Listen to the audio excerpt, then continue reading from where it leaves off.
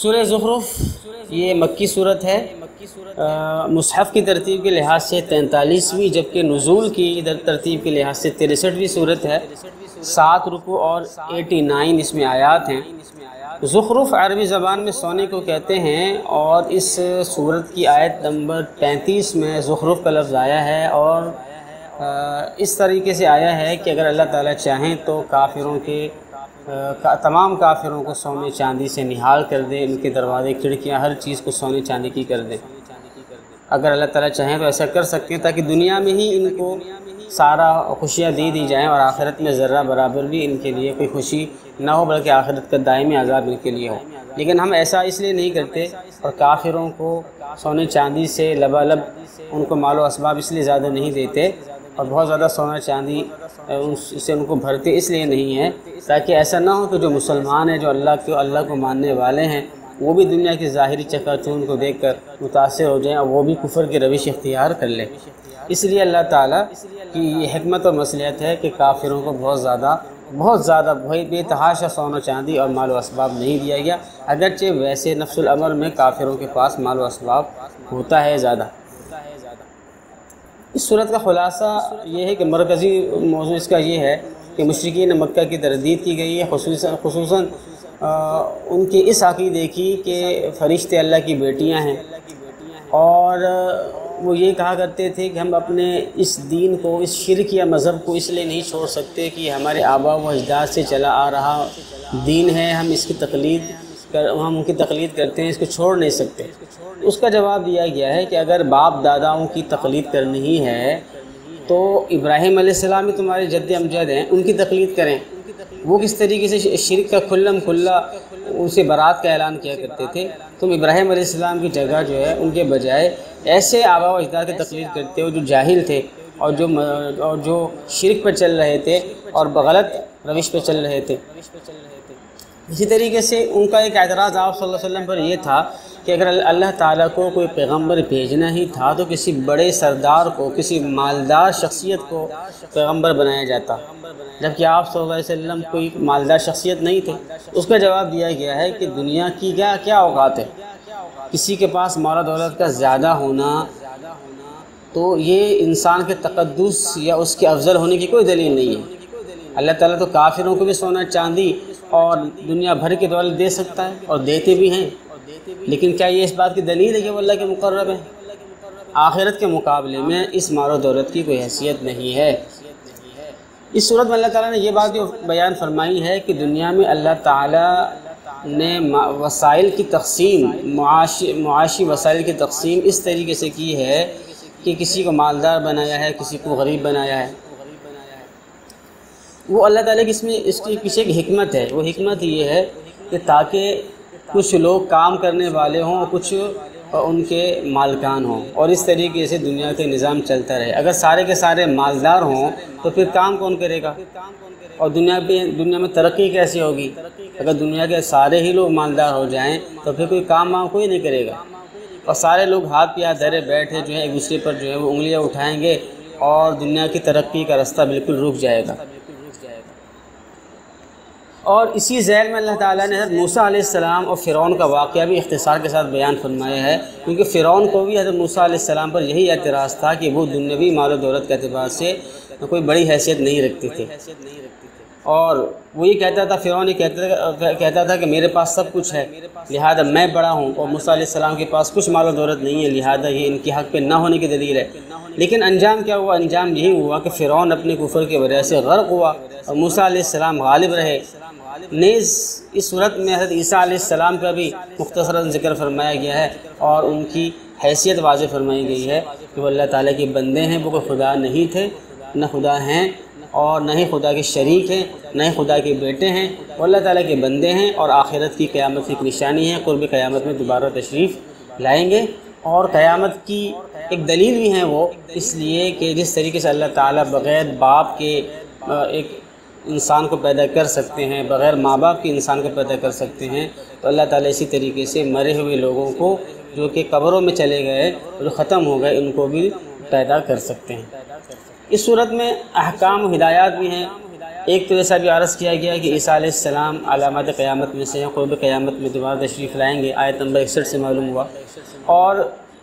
سواری پر سوار ہونے کی دعا بتائی گئی ہے کہ جب انسان سوار ہو تو سبحان الذی سخر لنا ھذا وما كنا له مقرنین وانا الی ربنا لمنقلبون پڑھ لیا کرے۔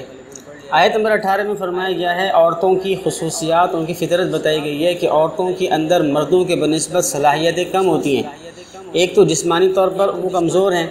دوسرا یہ کہ عورتوں کی زیادہ تر توجہ زیب و زینت اور زیورات میں زیادہ ہوتی ہے، اور تیسرے وہ اپنی بات کو خوب اچھی طریقے سے واضح کرنے کا ہنر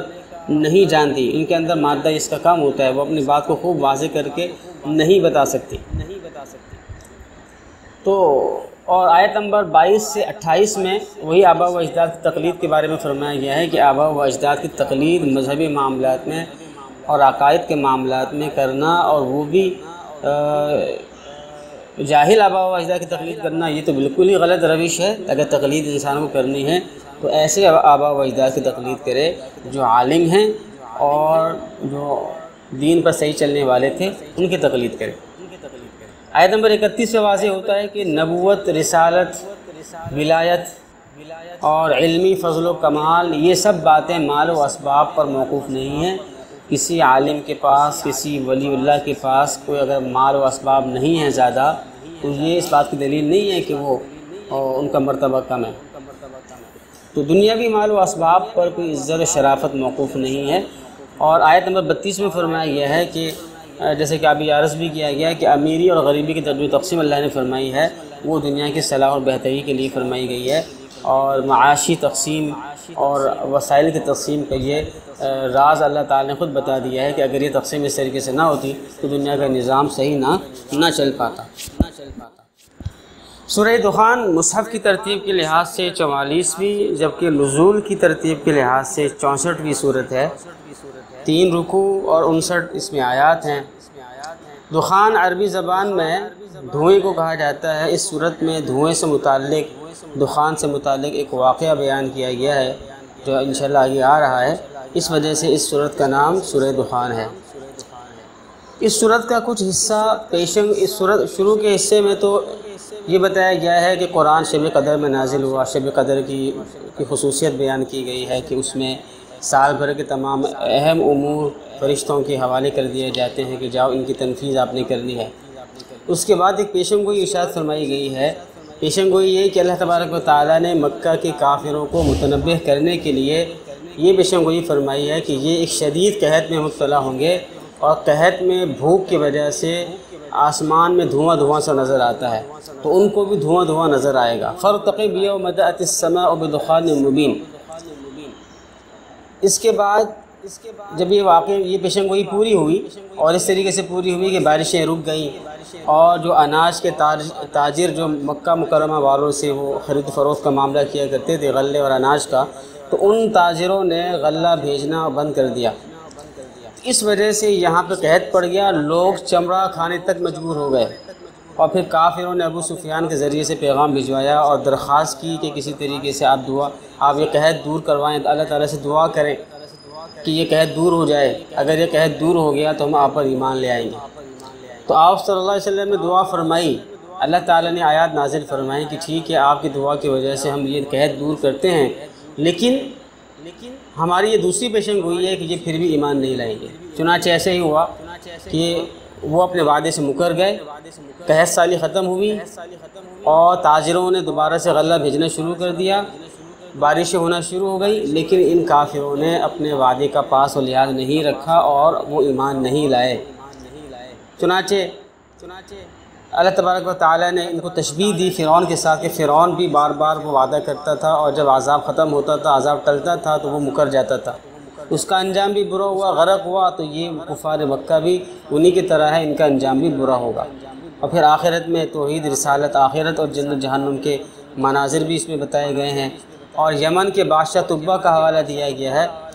اصل میں تبا کسی زمانے میں یمن کے بادشاہوں کا لقب ہوا کرتا تھا۔ یہاں وہ تبا مراد ہے سورہ دخان میں جو آپ صلی اللہ علیہ وسلم کی تشریف آوری سے آپ کی دنیا میں بعثت سے 700 سال پہلے آیا تھا، اور وہ حضرت موسیٰ علیہ السلام کے دین پر قائم تھا اور پکا سچا مسلمان تھا، لیکن اس کی اگلی نسلیں، اس کے بعد والی نسلیں مشرک ہو گئی اور شرک ان کے اندر پھیل گیا، جس کے نتیجے میں اللہ تعالیٰ نے ان پر عذاب نازل فرمایا۔ سورہ دخان میں احکام بھی ہیں، اہم باتیں بھی ہیں۔ ایک وہی بات ہے کہ قرآن شب قدر میں نازل ہوا ہے اور سال بھر میں ہونے والے اہم فیصلے اللہ تعالیٰ فرشتوں کے حوالے کرتے ہیں کہ آپ نے ان کی تنفیذ اسی طریقے سے کرنی ہے۔ اور آیت نمبر 21 سے معلوم ہوتا ہے کہ جس شخص کی اصلاح کی امید نہ ہو اس سے تعلق توڑا جا سکتا ہے۔ اس صورت کی فضائل بھی مختلف کتابوں میں موجود ہیں، البتہ اکثر فضائل ضعیف ہیں اور بعض بہت ہی زیادہ ضعیف ہیں۔ ایک فضیلت یہ ہے جو معارف القرآن میں، بلکہ دو فضائل معارف القرآن میں مفتی شفیع صاحب نے لکھے ہیں۔ ایک تو یہ ہے کہ جو شخص جمعے کی رات کو سورہ دخان پڑھ لے، صبح اس کے تمام گناہ معاف ہو چکے ہوں گے۔ اور دوسری روایت یہ ہے، آپ نے نقل فرمائی ہے کہ جس شخص نے جمعے کی رات یا دن میں، جمعے کی رات یا جمعے کے دن سورہ دخان پڑھ لی، اللہ تعالیٰ اس کے لیے جنت میں گھر بنائیں گے۔ یہ ترمذی کی روایت ہے۔ اور ایک تیسری روایت بھی ہے جو المطالب العالیہ میں حضرت حسن بصری رحمہ اللہ کی طرف منسوب ہے اور ان سے مرسل نقل ہے کہ آپ صلی اللہ علیہ وسلم نے فرمایا کہ جس شخص نے سورہ دخان کسی بھی رات میں، جمعے کی رات مراد نہیں ہے، کسی بھی رات میں کسی نے سورہ دخان پڑھ لی تو اللہ تعالیٰ اس کی مغفرت فرما دیتے ہیں۔ اور حسن بصری کے ایک شاگرد علی وہ اس طرح نقل کرتے ہیں اس روایت کو کہ جس نے جمعے کی رات میں سورہ دخان پڑھ لی اللہ تعالیٰ اس کے تمام گزشتہ گناہ معاف فرما دیتے ہیں۔ اللہ تبارک و تعالیٰ سے دعا ہے کہ اللہ تعالیٰ ان تمام باتوں کو سمجھنے کی اور ان پر عمل کرنے کی توفیق عطا فرمائے۔ سورۃ الجاثیہ مصحف کی ترتیب کے لحاظ سے 45ویں اور نزول کی ترتیب کے لحاظ سے 65ویں صورت ہے۔ 4 رکوع اور 37 اس میں آیات ہیں۔ اس صورت کے مضامین توحید، رسالت، آخرت ہیں، البتہ بنیادی طور پر 3 باتوں پر زیادہ زور دیا گیا ہے۔ ایک تو یہ کہ اللہ تعالیٰ کی قدرت کی نشانیاں اس کائنات میں اتنی زیادہ پھیلی ہوئی ہیں کہ ایک انسان اگر عقل کے ساتھ اور معقولیت کے ساتھ ان پر غور کرے تو وہ یہ بات اور اس نتیجے پر پہنچے بغیر رہ نہیں سکتا کہ اس کائنات کے خالق کو اپنے خدائی کے انتظام میں، اپنے خدائی کے نظام کو چلانے میں کسی شریک کی کوئی ضرورت نہیں ہے۔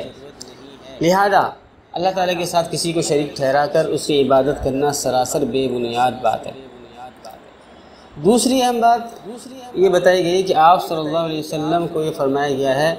کہ انا جعلناک علی شریعۃ من الامر فاتبعها،